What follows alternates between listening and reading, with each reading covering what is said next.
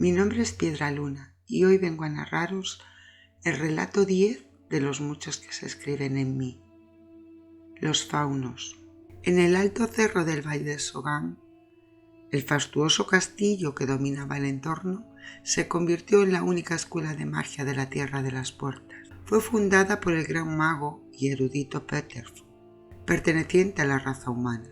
El alumnado que habitaba durante su larga formación en el castillo era tan diverso como las razas existentes. Con el pasar del tiempo, Peterfu creó la Orden de los Magos, los más sabios de entre los sabios. Todo el conocimiento adquirido en ese lugar y el obtenido con el estudio de las nuevas magias universales se guardaba en el cristal del conocimiento, también llamado el Odargás. Esta orden, en sus principios, solo acogía magos, pero con el transcurrir de los años se fueron sumando otros estudiosos que profundizaban en las magias más insondables por aquel entonces. Estos nuevos sabios fueron conocidos como los nigromantes. Su mayor don, aunque no el único, consistía en proyectar una imagen extracorporal de sí mismos para poder viajar a otras dimensiones y recabar conocimientos antiguos, ya que en esa forma astral no encontraban impedimento alguno para inspeccionar otras franjas temporales. En aquellos ahora lejanos días, la convivencia en Sogán era pacífica y sin complicaciones, pero aquel sosiego se vio alterado por la llegada de los acontecimientos que sucedieron después, encadenándose entre sí.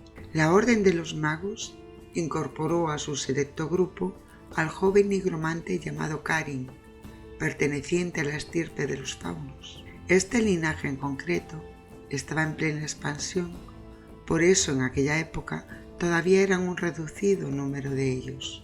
Habitaban en la parte noroeste de la Tierra de las Puertas, en una pequeña población conocida como Nadir, próxima al bosque de los sin alma. Karin era sumamente inteligente, siempre ávido de conocimiento.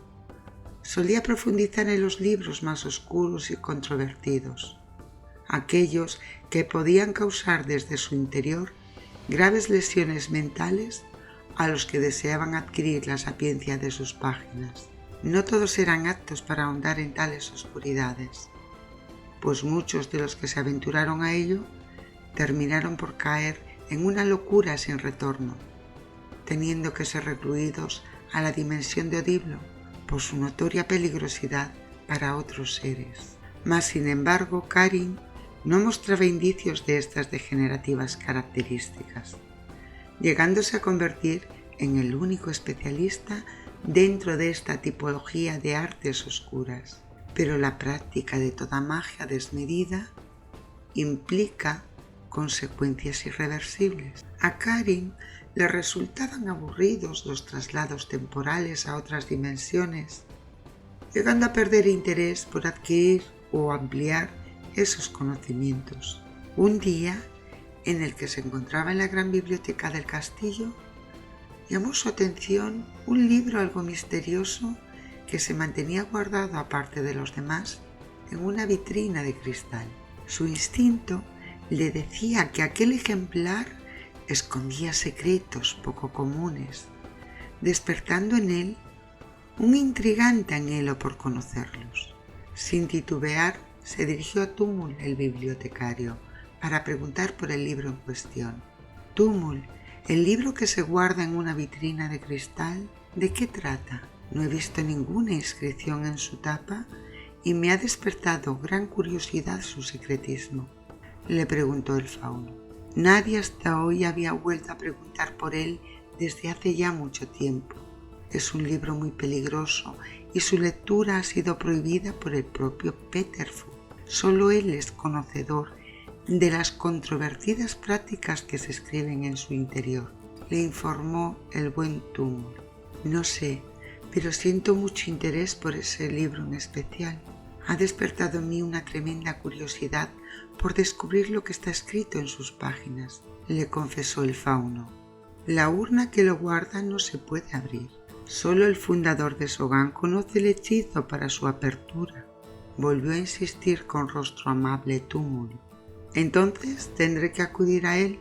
Gracias por tu información. Se despidió Karin, desapareciendo por el pasillo central en dirección a la salida.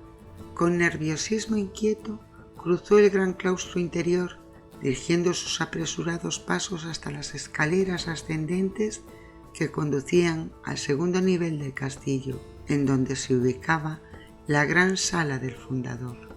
Una vez en la puerta, pasó su mano por un cristal incrustado en el lateral de la misma, y casi de inmediato éste se tornó de color granate, al tiempo que la puerta sin pestillo se abría hacia el interior, mostrando al final de aquella espaciosa estancia la figura de Peterfu, sentado al frente de una gran mesa consultando un libro de grandes proporciones. Aquel espacio tranquilo, adornado de libros antiguos que se colocaban apretados unos a otros sobre unas estanterías que subían desde el suelo para finalizar en la techumbre abovedada, era el lugar perfecto para la investigación del conocimiento.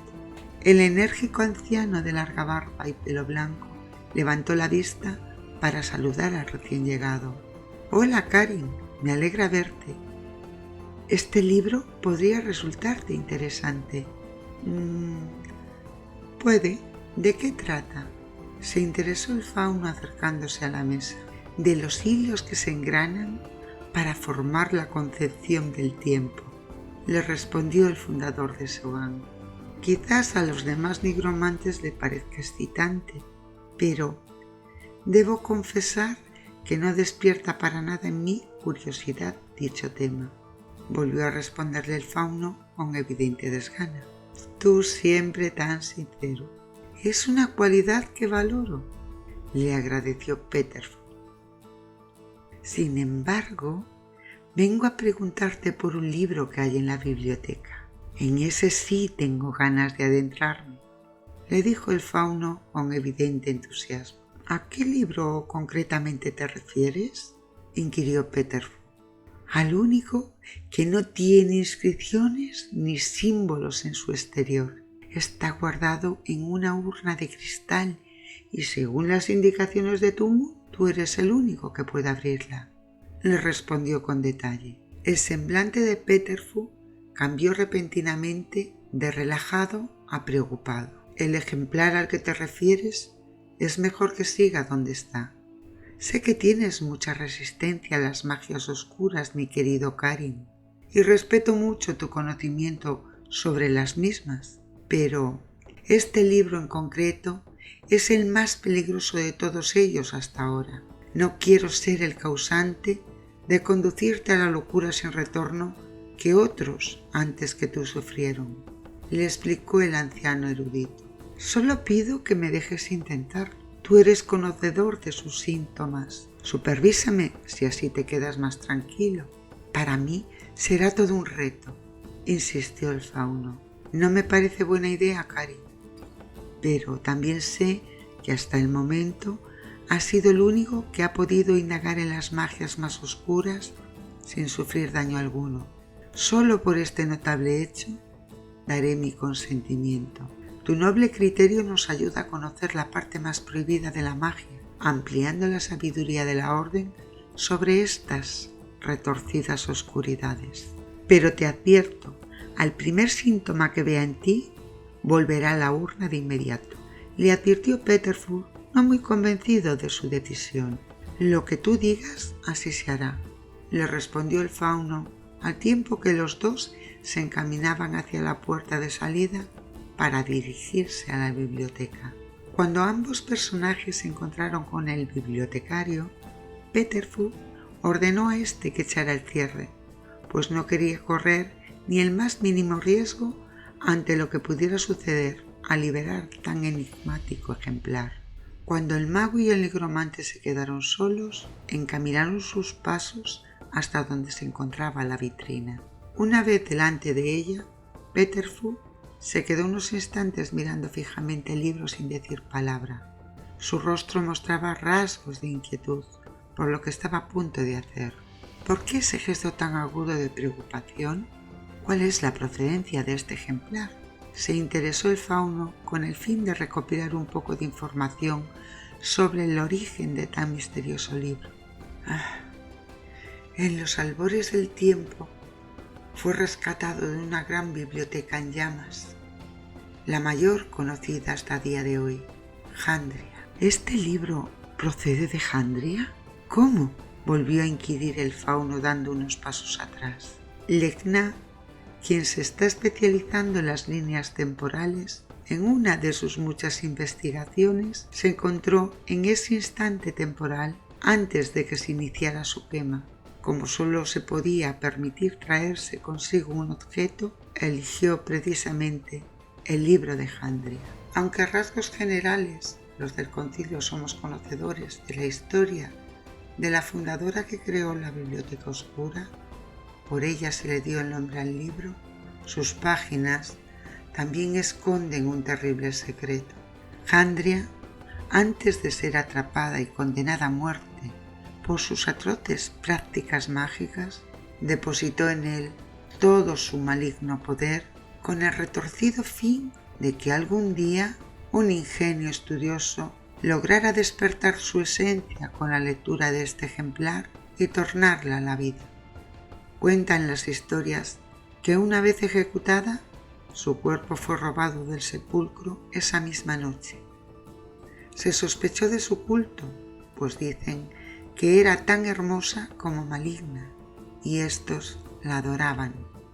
Al igual que su oscura sacerdotisa, ellos también terminaron por ser olvidados en los siglos del tiempo. Pero en los días actuales se dice que la oscura orden de los jandrianos sobrevivió, aumentando sus seguidores. Al parecer, se ocultan en las profundidades de las altas montañas y muy de tarde en tarde se localiza alguno en la superficie, pero estos eligen el silencio y la muerte antes de revelar la ubicación exacta de su orden. En ocasiones escuchamos rumores de desapariciones, sobre todo de jóvenes que nunca fueron encontrados. Seguimos las pistas para saber hacia dónde nos pueden conducir, pero éstas desaparecen tan enigmáticamente como se iniciaron, perdiéndose en los silencios de la sombra. Después de esto, ¿todavía sientes curiosidad por adentrarte en sus páginas? Le explicó con detalle Peterfu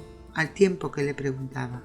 Cuanto más me cuentas de él, cada una de tus palabras anima mi ansia de desvelar sus enigmas, dijo el fauno, abriendo en toda su amplitud los ojos, mientras se acercaba para mirar aquel ejemplar discreto, sin ninguna inscripción en su sencilla encuadernación. De acuerdo, veo que ya has tomado tu decisión. Procedamos entonces, dijo el mago respirando profundamente. De su boca salieron unas palabras acompañadas por un hálito de dorado polvo estelar, el cual se fue multiplicando hasta ocultar en su totalidad la urna. Las palabras dichas por Peterfu estaban en una lengua tan antigua que ni el fauno pudo reconocer. El soporte de cristal que guarecía el libro se consumió y flotando sobre aquellas brillantes partículas permaneció hasta ser recogido por la mano firme de Karin, quien lo ocultó bajo su capa para que, al salir de la biblioteca, el libro no tuviera contacto visual con nadie. Nunca lo saques de tu aposento y guárdalo siempre bajo llave o hechizo, le aconsejó Peterfu. Seguiré tus sabios consejos al pie de la letra, respondió el fauno con firmeza. Pasaron días, semanas, meses e incluso años sin que Karin mostrara indicios de un cambio en su personalidad, cosa que a todo el concilio le parecía extraordinario, pues sus averiguaciones sobre las magias más antiguas y retorcidas les proporcionaban un conocimiento adicional difícil de obtener por otros medios. Una noche en la que Lecna se encontraba paseando por los patios exteriores del castillo, escuchó varias voces simultáneas que parecían proceder del atrio acristalado. Estas discutían entre ellas sobre abandonar Sogán y reunirse por fin con el resto de sus seguidores. Lecna solo pudo reconocer la voz de Karin, quien parecía el más sensato de los tres. Se fue acercando con mucho sigilo, escondiéndose entre la abundante floresta del lugar para poder escuchar mejor la discordia que aquellos tres personajes parecían sostener.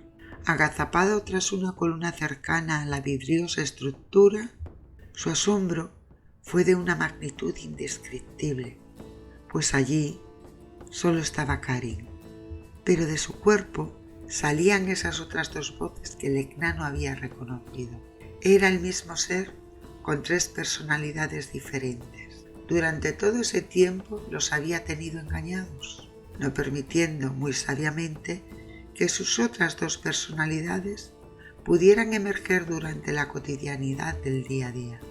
Lecna, en su retroceso hasta el castillo, pisó una rama que produjo un chasquido en el silencio de la noche, lo cual alertó de inmediato al fauno, quien, saliendo al exterior, escudriñó con detenimiento la zona, esperando descubrir a quien había sido testigo de su bien guardado secreto.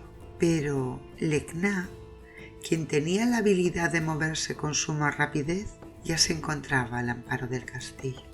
Tenemos que ser más cautos y solamente hablar en la intimidad de nuestro aposento. Si somos descubiertos, nuestros planes no podrán verse cumplidos, regañó el fauno susurrando a sus otras dos personalidades. A la mañana siguiente, Lecna puso en conocimiento de Peterfu lo que había averiguado la noche anterior. Esto que me cuentas es de suma gravedad. ¿Cómo es posible que no detectara un cambio como el que me estás describiendo en Karin?, se lamentó el mago. Quizás porque fue muy hábil ocultándolo. Además, no son los síntomas habituales que mostraron otros. Karin no ha caído en una locura exagerada. Tal vez debido a su intento de evitar precisamente esto último, su personalidad se desdobló para soportarlo. Su desmedido orgullo no le permitió revelar lo que le estaba sucediendo, quizás llegando a la convicción de que podía dominarlo. Argumentó Lecna. Tenemos que tomar medidas de inmediato antes de que esto vaya peor, resolvió Peterfu.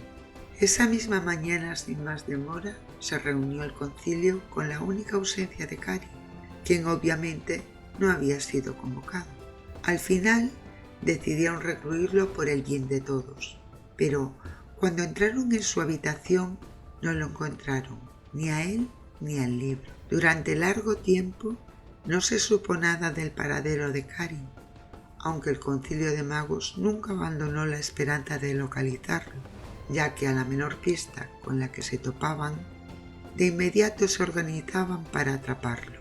De las ciudades cercanas a Sogan empezaban a surgir voces de alarma ante la desaparición cada vez más constante de los muchos jóvenes que nunca regresaban. Aunque nada indicaba violencia en sus misteriosos raptos, el concilio al completo decidió investigar aquellas anómalas circunstancias. En una de sus muchas indagaciones, los componentes de la orden conciliar, con Peterfu al frente, alcanzaron la antigua población de Nadir, hogar de los faunos. El espectáculo que se encontraron allí fue realmente dantesco. Un olor de putrefacción impregnaba aquel oscuro y tétrico entorno.